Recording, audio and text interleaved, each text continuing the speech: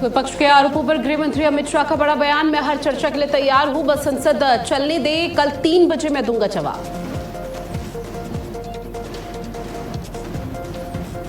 PM Modi ने पूर्व राष्ट्रपति रामनाथ कोविंद की आत्मकथा लॉन्च की है। बोले, रील्स का दौर है, शॉर्टकट आपको छोटा कर देगा, दूसरों के संघर्षों से सीखना चाहिए।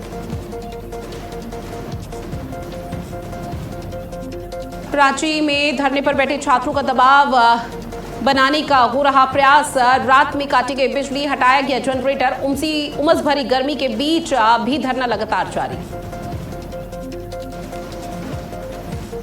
राम मंदिर के सीईओ पद के लिए इंटरव्यू प्रक्रिया लगातार जारी। 18 उम्मीदवार इंटरव्यू के लिए शॉर्टलिस्ट किए गए। इंटरव्यू के बाद 3 नामों का चयन। अबान अहमद की मौत को लेकर वायरल हुआ एक वीडियो। पलक झपकते ही हवा में उछली कार। 6 अगस्त को अबान का हुआ था सड़क हादसा।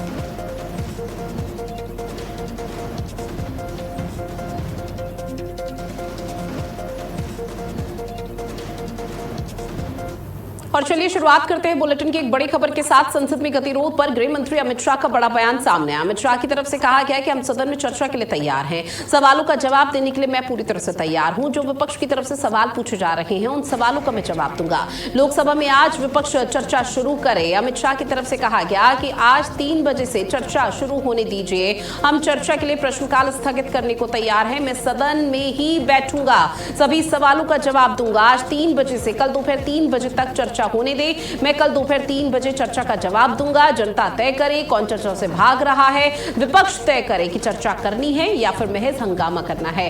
तो केंद्रीय गृह मंत्री अमित शाह का यह बड़ा बयान सामने आया, जहां उनकी तरफ से कहा गया कि विपक्षी पार्टी यहां पर चर्चा करने दे और सदन की कार्यवाही को सुचारू रूप से चलने दे। किसी भी तरह का कोई हंगामा ना करे, सदन की कार्यवाही हंगामे के भेंट ना चढ़े। फिलहाल आपको बता दें कि 11 बजे कार्यवाही का सिलसिला शुरू हुआ था, चाहे लोकसभा हो राज्यसभा, और दोपहर 2 बजे तक के लिए स्थगित हो गया। महज 4 मिनट ही कार्रवाई चल पाई, तब तक विपक्ष की तरफ से जोरदार हंगामा कर दिया गया और हंगामे की भेंट आज की कार्यवाही भी चढ़ी। लेकिन अब इस बीच लगातार विपक्षी पार्टियों की तरफ से जो बात यहां पर कही जा रही थी कि केंद्रीय गृह मंत्री अमित शाह आखिर कहां है, वो सदन में अपनी उपस्थिति दर्ज क्यों नहीं कराते हैं, जो सवाल विपक्षी पार्टी की तरफ से पूछा जा रहा है उन सवालों का जवाब आखिर क्यों नहीं दे रहे हैं। अब उनकी चुप्पी को लेकर सवाल उठाए जा रहे थे, जबकि एनडीए भी इस पूरे मामले को लेकर प्रदर्शन कर रहा है कि अमित शाह तो जवाब देने के लिए तैयार है। इस बात का जिक्र केंद्रीय संसदीय मंत्री किरण रिजिजू की तरफ से कर दिया गया था और तमाम पॉलिटिकल पार्टी के जो दिग्गज नेता हैं वो भी इस बात का जिक्र करते हुए नजर आते हैं। लेकिन जब बात राहुल गांधी की आती है तो झारखंड के मसले पर आखिर चुप्पी क्यों साधे हुए हैं, झारखंड के मामले पर वो क्यों नहीं बोलते हैं। तो अब एक तरफ बीजेपी है, एक तरफ यहाँ पर कांग्रेस है, या फिर यूं कहे कि एनडीए और इंडिया अलायंस सामने सामने आ चुकी है। दोनों सड़कों पर उतरकर प्रदर्शन कर रहे हैं। सदन के भीतर भी गतिरोध लगातार जारी है और वही जो नाराजगी है अब वो सदन के बाहर भी देखने को मिल रही है बैनर पोस्टर के माध्यम से। लेकिन इस बीच अमित शाह की तरफ से खुद ऑफिशियल तौर पर स्टेटमेंट सामने आ चुका है, जहां उन्होंने कहा कि हम सदन में चर्चा के लिए पूरी तरह से तैयार हैं, सवालों का जवाब यहां पर देने के लिए तैयार हैं। जो सवाल यहां पर विपक्ष पूछ रहा है उन सवालों का सिलसिलेवार तरीके से जवाब देंगे। लेकिन जब आज लोकसभा में विपक्ष चर्चा शुरू करे और दोपहर 2 बजे कार्यवाही शुरू हो तो विपक्ष की तरफ से हो हल्ला ना किया जाए, विपक्ष की तरफ से हंगामा ना किया जाए, क्योंकि महज 2 दिन बचे हुए हैं और 2 दिन बाद अनिश्चितकाल के लिए इस कार्यवाही को स्थगित कर दिया जाएगा। लेकिन इन 2 दिन पूरा देश चाहता है कि लोकसभा राज्यसभा में कार्यवाही सुचारू रूप से सरल तरीके से चल पाए और ऐसे में आज दोपहर 3 बजे से चर्चा शुरू होने दीजिए। अमित शाह की तरफ से ये बात कही गई है विपक्षी पार्टियों से। साथ ही उन्होंने कहा कि हम चर्चा के लिए प्रश्नकाल को स्थगित करने के लिए तैयार हैं और ऐसे में मैं सदन में ही बैठूंगा, सभी सवालों का मैं सिलसिलेवार तरीके से जवाब दूंगा। आज 3 बजे से कल दोपहर 3 बजे तक चर्चा एक बार होने दे। जो विपक्ष चाहता है वो अपनी बात रखे और सिलसिलेवार तरीके से जब यहाँ पर बात रखी जाएगी तो उसके बाद कल दोपहर 3 बजे का समय होगा जब अमित शाह की तरफ से जवाब दिया जाएगा और आज चर्चा की शुरुआत हो जाए। महज ये अमित शाह तरफ से इस वक्त कहा जा रहा है। फिर केंद्रीय गृह मंत्री की तरफ से कहा गया कि फिर जनता तय करे कि आखिर चर्चा से भाग कौन रहा है, क्योंकि विपक्ष लगातार एक नैरेटिव सेट कर रहा था कि केंद्रीय गृह मंत्री अमित शाह और सत्ता पक्ष फिलहाल चाहता है कि वो चर्चा ना करे। जिन मुद्दों को लेकर बातचीत उठाई जा रही है, जिन मुद्दों को लेकर सवाल उठाए जा रहे हैं, जबकि विपक्ष का सबसे प्राथमिकता के तौर पर जो मुद्दा है वो हाईलाइटेड मुद्दा ये कि नीट पेपर लीक को लेकर जो छात्र जंतर मंतर पर प्रदर्शन पर बैठे हुए थे और 20 जुलाई को जो घटनाक्रम घटित हुआ हुआ? बर्बरता जो छात्रों पर की गई पुलिस प्रशासन की तरफ से, वो किसके कहने पर की गई थी? ये सवाल राहुल गांधी की तरफ से पूछा जा रहा है और कांग्रेस पार्टी की तमाम और दिग्गज लगातार ये कहते हुए नजर आ रहे हैं कि जो कानून व्यवस्था है दिल्ली की, जो गृह मंत्रालय के अधीन आती है, और ऐसे में अगर गृह मंत्रालय की तरफ से यहाँ पर ऑर्डर दिया गया था और उसके बाद दिल्ली पुलिस यहाँ पर आक्रामक हो गई, जहां पर छात्रों पर बर्बरता की गई,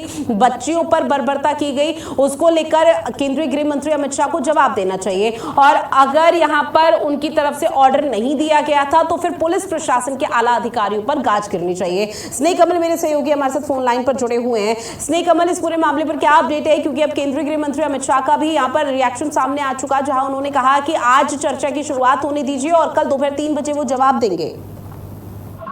बिल्कुल, संसद में जारी गतिरोध के बीच केंद्रीय गृह मंत्री अमित शाह ने कहा कि वो सभी सवालों के जवाब देने के तैयार है। उन्होंने विपक्ष को निशाना साधते हुए कहा कि वो चर्चा नहीं करना चाहते हैं, लेकिन आपको चर्चा क्यों नहीं करनी चाहिए? भारतीय जनता पार्टी की पीएम मोदी के नेतृत्व में सरकार है, एनडीए सरकार है, हर चीज को चर्चा करने तैयार है। लेकिन विपक्ष संसद चले का अमित शाह ने कहा सबसे पहले तो वो लापता हो जाते हैं, भाग जाते हैं, भगोड़े जैसी भाषा अपनाई जाती है। उनका विपक्ष संसद भवन के दोनों सदनों को चलने नहीं दे रहा है, तो कहाँ जाकर क्या होगा? मैं किसी भी सवाल का जवाब देने को तैयार हूँ। आपके पास है हमारे साथ बीजेपी के प्रवक्ता समीर बाकरी जी जुड़े हुए हैं। सबसे पहले तो सर बहुत स्वागत करती हूँ भारत अपडेट में आपका, और पहला ओपिनियन इसी पर कि विपक्ष लगातार मांग कर रहा था केंद्रीय गृह मंत्री अमित शाह जवाब दे, जबकि आप लोगों की तरफ से कहा जाता है कि हम चर्चा के लिए तैयार हैं। लेकिन अब ऑफिशियल तौर पर अमित शाह का भी रिएक्शन सामने आ गया और उन्होंने कहा कि वो कल दोपहर 3 बजे जवाब देंगे, लेकिन उससे पहले आज जब दोपहर 3 बजे चर्चा की शुरुआत हो तब जवाब दिया जाएगा। लेकिन आप लोगों को लगता है कि विपक्ष बात मान पाएगा? देखिए कैसा है, विपक्ष हमेशा आरोप करके भागने में माहिर है और राहुल गांधी की पूरी राजनीति इसी पे है। तो जब सम्माननीय गृह मंत्री अमित शाह जी हर मुद्दे पे जवाब देने को तैयार है तो कांग्रेस पार्टी चर्चा के लिए क्यों भाग रही है? राहुल गांधी का ये नेचर रहा है कि हर चीज पे आरोप करके भाग जाए और इसीलिए उनको कई बार सुप्रीम कोर्ट में कई बार हर जगह माफी मांगनी पड़ रही है। कांग्रेस पार्टी को सच सुनना नहीं है और देश की जनता के सामने सच आएगा कि अगर जंतर मंतर में प्रोटेस्ट हुई है तो झारखंड का भी जवाब दिया जाए। कांग्रेस पार्टी चाहती है कि देश में एक अनार्की फैले, संसद जो लोकतंत्र का मंदिर है वहाँ चर्चा ना और सड़क पे मतलब एक अराजकता फैलाई जाए। तो जो भारत रत्न डॉक्टर बाबा साहेब अम्बेडकर जी का संविधान है इसको न मानने वाली कांग्रेस पार्टी है। कांग्रेस पार्टी यही पार्टी है जिसने इमरजेंसी लगाई थी। तो कांग्रेस पार्टी कभी भी लोकतंत्र में ये बिलीव नहीं करती है और मैं तो कांग्रेस पार्टी के सभी नेताओं को आह्वान करता हूँ कि आप आइए ना संसद में, सरकार को एक्सपोज कीजिए, सरकार को सवाल पूछिए, सरकार जवाब दे है के प्रति है, विपक्ष के प्रति है, जनता के प्रति है, लेकिन ये जवाब नहीं सुनेंगे क्योंकि इनको पता है इनके आरोपों का तथ्य नहीं है। और इसलिए मैं कांग्रेस पार्टी से पुनः आह्वान करता हूँ आप आइए। लेकिन सर फिलहाल कांग्रेस पार्टी की तरफ से राहुल गांधी की तरफ से लगातार ये कहा जा रहा है कि सदन में केंद्रीय गृह मंत्री सबसे पहले तो इस बात का जवाब दे कि देश की बेटियों के साथ बर्बरता किसके कहने पर की गई। अगर दिल्ली पुलिस की वहां पर लापरवाही है तो फिर उन पर गाज गिरे, और अगर गृह मंत्रालय यानी कि अमित शाह की तरफ से ऑर्डर दिया गया तो उसका भी स्पष्टीकरण दे। तो इस चीज के जवाब है क्या आप लोगों के पास? क्योंकि जंतर मंतर पर 20 जुलाई को बर्बरता तो हुई थी, लाठी भी भांजी गई थी, आंसू गैस के गोले दागे गए थे, वाटर कैनन का इस्तेमाल किया गया था। अब वही सवाल विपक्षी पार्टी उठा रही है। देखिए मैं कहना चाहता हूं कि सरकार हर चीज का जवाब देने को तैयार है। तो हिंसा जो अराजक तत्व थे उसमें 2873 क्रिमिनल थे, उसका भी जवाब कांग्रेस पार्टी को देना पड़ेगा, उसका भी जवाब सीजेपी को देना पड़ेगा कि ये कैसे आए। क्योंकि अभिजीत दिपके हमेशा लोगों को आप आधार कार्ड मत देखिए, पुलिस के ऊपर बार बार ये कितने वीडियो सामने आए, पुलिस उनको आगाह कर रही थी कि भाई आप थोड़ा देखिए भीड़ को। तो देखिए हम हर चीज का जवाब देने को तैयार है, लेकिन राहुल गांधी कैसा है, वो एक्यूज भी करेंगे, प्रोसिक्यूट भी करेंगे और जज भी खुद ही बनेंगे। तो लोकतंत्र ऐसा नहीं चलता। लोकतंत्र में आपको अगर सवाल पूछने का हक है तो हमको जवाब देने का भी हमारा अधिकार है और जवाब जनता के सामने आएगा। और अगर आपको सरकार पे विश्वास नहीं है तो आप तथ्यों के साथ सरकार के सामने आइए, तो आपको कौन रोकता है? और ऐसा है मतलब माय वे और हाईवे नहीं चलेगा ना। लोकतंत्र में चुनी हुई सरकार को आपको जवाब पूछने का अधिकार है और चुनी हुई सरकार को जवाब देने का अधिकार है। तो मेरा ऐसा मानना है राहुल गांधी जो है वो हमेशा ऐसी राजनीति करते आए, कभी इलेक्शन कमीशन पे, कभी सुप्रीम सुप्रीम कोर्ट के, कभी पुलिस पे, कभी आर्मी पे, ये संवैधानिक संस्थाओं पे जनता का अविश्वास कैसे खड़ा हो, इसका हमेशा उनका प्रयास रहता है। तो मैं तो आह्वान करता हूँ, कांग्रेस पार्टी के पास अगर सबूत है, उनके पास बड़े बड़े वकील हैं, अभिषेक मनु सिंघवी जी जैसे वकील है, तो आप आइए ना संसद में, राज्यसभा में, आप सरकार को एक्सपोज कीजिए। लेकिन ये कहाँ का लोकतंत्र है कि आप बात ही नहीं करने देंगे, संसद चलने ही नहीं देंगे, जनता के कानून पास ही होने नहीं देंगे, तो ये नहीं चलेगा ना। आपकी कांग्रेस पार्टी जैसी प्राइवेट लिमिटेड कंपनी देश नहीं है, देश लोकतंत्र है, संसद से चलेगा और जवाब तो हम देंगे। और ठीक है सर, आप हमारे साथ जुड़े और चर्चा की उसके लिए आपका बहुत शुक्रिया। लेकिन आने वाले समय में किस तरह से यहाँ पर विपक्षी पार्टी खुद चर्चा की शुरुआत करती है, वो देखना बेहद महत्वपूर्ण रहने वाला है, क्योंकि कल दोपहर 3 बजे का समय होगा जब केंद्रीय गृह मंत्री अमित शाह जवाब देंगे।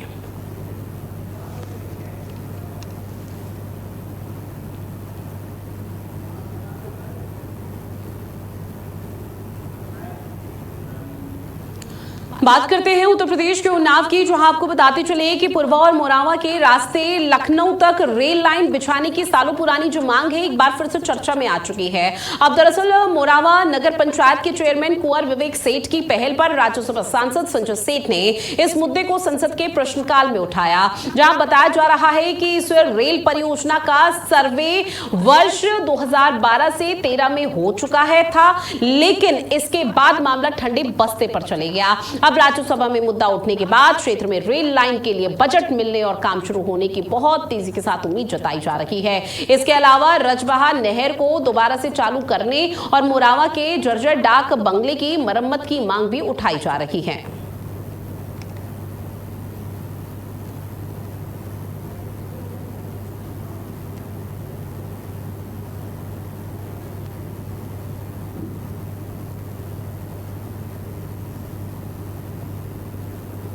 हर्ष का विषय है। एक बहुत पुरानी मांग थी इस क्षेत्र की कि उन्नाव से पुरवा मोरावा होते हुए लखनऊ तक कनेक्टिविटी रेल लाइन की बनाने की। तो वो काफ़ी वर्षों से वो प्रोजेक्ट अटका हुआ था, जिसका सर्वे भी हो चुका था, जिसका मेरे को पता लगा था। तो मैंने उसकी एक पत्र माननीय राज्यसभा सांसद संजय सेठ जी को दिया था और मैंने उनसे निवेदन किया था कि आप अपने स्तर से जहाँ से भी हो सके इस प्रोजेक्ट को पूरा करें, जिसको लेकर के उन्होंने राज्यसभा में प्रश्नकाल के दौरान इस विषय को उठाया है और बस इसी कारण से ये प्रेस कॉन्फ्रेंस करने का मेन मकसद था। साथ ही बदायूं में गंगा नदी के बीच विधायक हरीश शाक्य ने तिरंगा यात्रा निकाली, लेकिन इस दौरान सुरक्षा इंतजामों को लेकर बड़ी लापरवाही सामने आई। विधायक के कार्यक्रम में मोटरबोट की छत पर कई लोग बैठे हुए नजर आए। गंगा नदी में तेज बहाव के बीच चल रही बोट पर लोगों ने सेफ्टी जैकेट भी नहीं पहनी थी। ऐसे में किसी भी वक्त बड़ा हादसा हो सकता था। खास बात तो ये रही कि बीजेपी जिला अध्यक्ष राजीव गुप्ता भी इसी बोट पर सवार नजर आए। सवाल अब ये है कि नदी में तिरंगा यात्रा के दौरान सुरक्षा मानकों की अनदेखी आखिर क्यों की गई।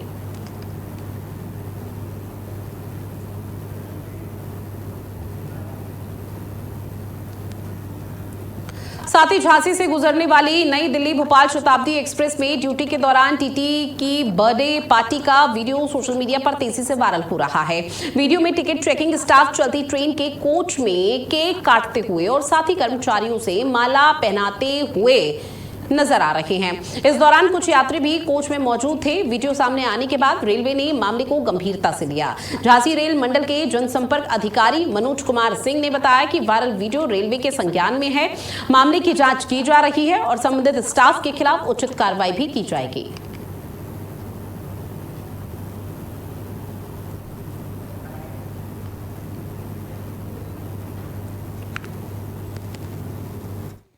ये जो मामला है संज्ञान में आया है और इसमें रेलवे द्वारा जो इस टाइप की मतलब जो बर्थडे सेलिब्रेट का जो मेथड है उसमें उचित कार्रवाई की जा रही है। क्या इस तरीके का उचित मानते हैं आप क्या रेलवे गाइडलाइन के साथ? देखिए, मैंने जैसा कहा कि जैसे वीडियो जो वायरल हुआ है वो संज्ञान में आया है तो उस पर रेलवे द्वारा उचित कार्रवाई जो स्टाफ के खिलाफ की जा रही है।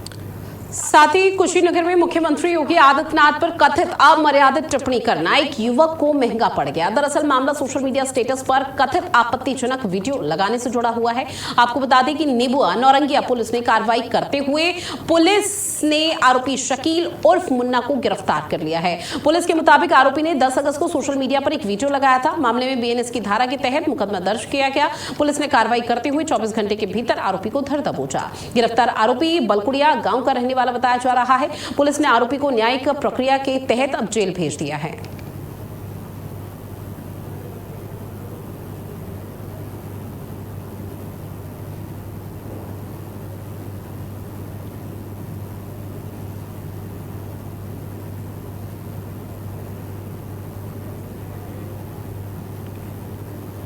तो देखिए, सीएम योगी आदित्यनाथ पर अभद्र तरीके से टिप्पणी की गई थी। सोशल मीडिया पर एक आपत्तिजनक वीडियो लगाया गया था और ऐसे में सीएम योगी आदित्यनाथ को अपने निशाने पर लिया गया था। हालांकि बाद में अब जब पुलिस मौके पर पहुंची और कार्रवाई का सिलसिला यहां पर शुरू किया गया तो महज 24 घंटे के भीतर इस आरोपी की गिरफ्तारी हो चुकी है, क्योंकि सोशल मीडिया प्लेटफॉर्म पर लगातार इस आरोपी की आलोचना की जा रही थी और कहा जा रहा था योगी आदित्यनाथ पर जो अभद्र और अमर्यादित टिप्पणी की है उसको लेकर यहां पर कार्रवाई होनी चाहिए। और महज 24 घंटे के भीतर एक बड़ी कार्रवाई हुई, जहां न्यायिक हिरासत में इसको भेज दिया गया है और ये खुद बकायदा पुलिस की तरफ से पोस्ट किया गया कि 11 अगस्त को थाने में शिकायत यहां पर दर्ज कराई गई, जिसके बाद इस आरोपी की गिरफ्तारी हो चुकी है। और अब बकायदा एक और वीडियो यहां पर सोशल मीडिया पर वायरल हो रहा है, जहां पर इस आरोपी की तरफ से अब माफी भी मांगी जा रही है और बताया ये बोला जा रहा है कि जो हुआ वो अनजाने में हुआ, लेकिन अब आगे से इस तरह का कुछ भी यहां पर कृत्य होता हुआ नजर नहीं आएगा। अब पुलिस की तरफ से 24 घंटे के भीतर जो आरोपी को धर दबोचा उसकी भी सराहना की जा रही है।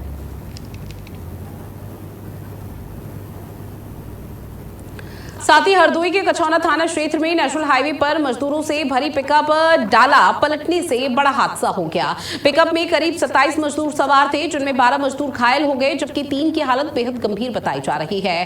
हालांकि जानकारी ये भी सामने आ रही है कि सभी मजदूर उन्नाव से भसीड़े खोद कर वापस घर लौट रहे थे और इस दौरान पीएनसी कैंप कार्यालय फ्लाईओवर के पास पिकअप के अचानक एक के बाद एक 2 टायर पंचर हो गए। चालक वाहन पर नियंत्रण नहीं रख सका और पिकअप पलट गया। घायलों को फिलहाल एम्बुलेंस के माध्यम से सीएचसी कछौना ले जाया गया, जहां उनका इलाज जारी है और वहां से 3 घायलों को जिला अस्पताल के लिए रेफर कर दिया गया, जिनकी हालत बेहद गंभीर बताई जा रही है। तो तस्वीरें आपकी टीवी स्क्रीन पर, जहां किस तरह से टायर पंचर हुआ और उसके बाद वाहन पलट जाता है और ऐसे में अब पुलिस की तरफ से लगातार कार्रवाई भी की जा रही है और आनन फानन में जो 12 मजदूर घायल हुए उनको अस्पताल में भर्ती कराया गया, जहां उनका इलाज जारी है और मरहम पट्टी यहां पर की जा रही है। लेकिन अभी जो 12 मजदूर घायल हुए उसमें 3 की हालत बेहद गंभीर है, जिनको आगे जिला अस्पताल रेफर फिलहाल कर दिया गया है। तो मजदूरों से भरी पिकअप पलटी, 12 मजदूर घायल होने की खबर, जहां 3 की हालत बेहद गंभीर, जिनको जिला अस्पताल रेफर किया गया है। 2 टायर पंचर हुए, जिसकी वजह से संतुलन वाहन का बिगड़ जाता है और वो पलट जाता है।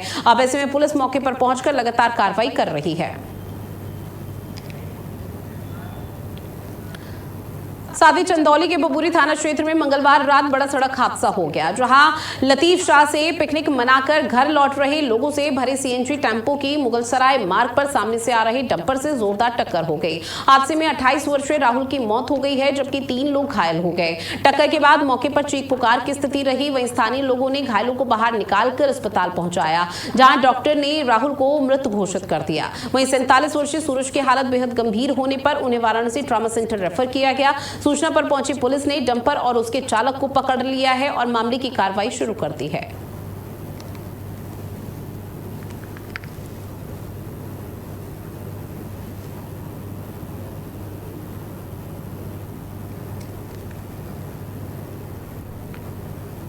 तो चंदौली से खबर, डंपर और सीएनजी वाहन चालक यहां पर पलटा, जो हादसे में 3 लोग घायल बताए जा रहे हैं, जबकि एक की हालत बेहद गंभीर है। पुलिस ने डंपर चालक को इस दौरान पकड़ लिया है वाहन के साथ। जहां पिकनिक की खुशियां किस तरह से मातम में तब्दील हो गई है वो इस पूरे मामले से समझा जा सकता है। सीएनजी टेंपो बताया जा रहा था, जहां डंपर और सीएनजी टेंपो की आपस में भिड़ंत हो जाती है। एक युवक की मौत भी यहाँ पर बताई जा रही है और इसमें 3 लोग फिलहाल घायल हैं, जिसमें एक की हालत बेहद गंभीर है। फिलहाल पुलिस मौके पर पहुंची, कार्रवाई का सिलसिला शुरू किया और घायलों को आनन फानन में अस्पताल में भर्ती कराया गया, जहां उनका इलाज जारी है और जिसकी हालत गंभीर है उसको आगे अस्पताल रेफर कर दिया गया है।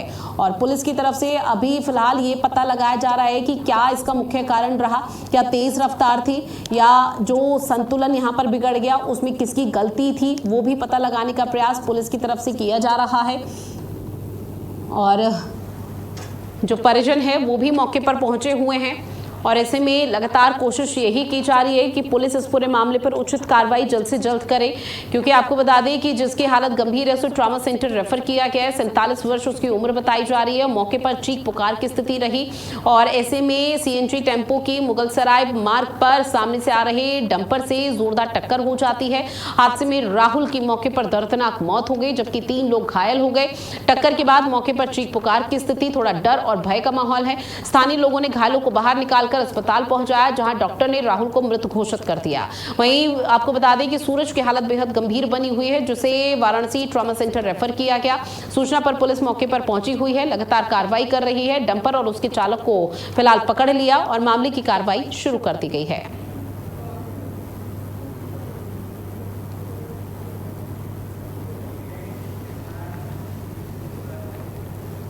वहीं कुशीनगर में बालू लदे ट्रेलर के नंबरों में हेराफेरी कर बिहार से उत्तर प्रदेश में प्रवेश कराने की फर्जीवाड़े का मामला सामने आया है। आपको बता दें कि तरह सुजान पुलिस ने चेकिंग के दौरान एक ही नंबर प्लेट लगे 2 ट्रेलरों को पकड़ लिया। अब जांच में एक गाड़ी को यहां पर पकड़ा, जहां आपको बता दें कि उससे जुड़े हुए दस्तावेज और नंबर प्लेट में गड़बड़ी सामने आई है। आरोप यह है कि एक ट्रेलर की नंबर प्लेट की जगह दूसरे ट्रेलर का नंबर लगाया गया था। पुलिस ने दोनों ट्रेलरों को के जो नंबर हैं और दस्तावेज हैं उसकी जांच शुरू कर दी है। मामले में वाहन चालक समेत संबंधित लोगों के खिलाफ मुकदमा दर्ज कर कार्रवाई शुरू कर दी गई है।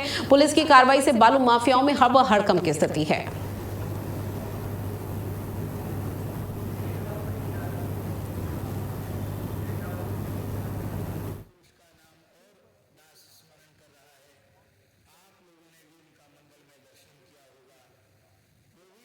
तो कार्रवाई से बालू माफियाओं में हड़कंप की स्थिति है और ऐसे में आईएसटीपी बचाने के लिए ट्रकों में ये फर्जीवाड़ा देखने को मिला, जहां एक ही नंबर पर 2 ट्रेलर चल रहे थे और इस दौरान एक बहुत बड़ी कार्रवाई की गई है, जहां पुलिस चेकिंग में आपको बता दें कि कार्रवाई से बालू माफियाओं में अब हड़कंप मचा हुआ है और लगातार यहां पर देखने को मिल रहा है कि किस तरह से पुलिस की तरफ से ये जो कार्रवाई का सिलसिला, जो एक्शन लिया जा रहा है, बकायदा एक वाहन की चेकिंग भी इस दौरान की जा रही है। साथ ही कुशीनगर के कसिया थाना क्षेत्र के चुरामन छपरा गांव में हुए मोहित मधेशिया हत्याकांड का पुलिस ने सनसनीखेज खुलासा कर दिया है। पुलिस के मुताबिक मोहित का आरोपी की बेटी से प्रेम प्रसंग का मामला लंबे समय से चल रहा था। घटना वाली रात आरोपी ने दोनों को आपत्तिजनक स्थिति में देख लिया। इसके बाद आरोपी ने आपा खो दिया और लोहे की रॉड से मोहित मधेशिया पर ताबड़तोड़ वार कर दिया और जिससे उसकी मौके पर ही दर्दनाक मौत हो जाती है। अब वारदात को अंजाम देने के बाद आरोपी मौके से फरार हो जाता है। पुलिस ने कार्रवाई करते हुए आरोपी को गिरफ्तार कर लिया है। अपर पुलिस अधीक्षक सिद्धार्थ वर्मा ने पूरे मामले की जानकारी इस दौरान साझा की है।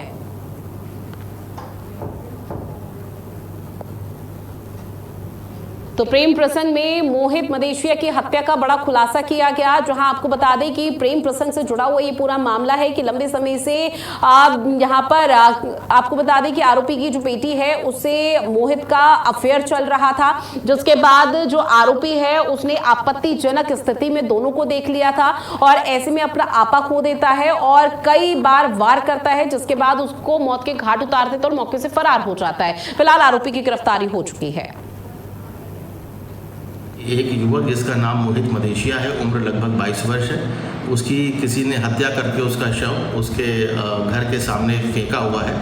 मौके पर तत्काल स्थानीय पुलिस पहुंची तो ये जानकारी हुई कि मृतक मोहित मधेशिया का जो पैतृक निवास है वो गांव के अंदर है। ये इनका दूसरा मकान था जहां पर ये मोहित मधेशिया रात में रुका हुआ था। इस संबंध में मृतक के पिता श्री योगेंद्र मधेशिया द्वारा दी गई तहरीरी सूचना के आधार पर इसमें हत्या का अभियोग पंजीकृत किया गया और इसमें पुलिस व एसओजी की टीम लगाई गई। घटना के लगभग 3 घंटे के अंदर ही इसमें घटना का अनावरण करते हुए और इसमें जो अभियुक्त है, मुख्य अभियुक्त, उसकी गिरफ्तारी की गई है। घटना का प्रकरण जो आया है वो ये आया है कि जो मृतक है इसका एक युवती से प्रेम प्रसंग था और उस युवती के पिता, जिसका नाम अरविंद गौड़ है, उनके द्वारा व उनके एक चचेरे भाई हैं शैलेश, इनके द्वारा मिल करके एक लोहे की रॉड से उसके घर पर इसकी हत्या की गई है। और चलिए इन्हीं तमाम खबरों के साथ इस खास बुलेटिन में इतना ही। देश और दुनिया की बड़ी खबरों के लिए आप बने रहिएगा भारत अपडेट के साथ। नमस्कार।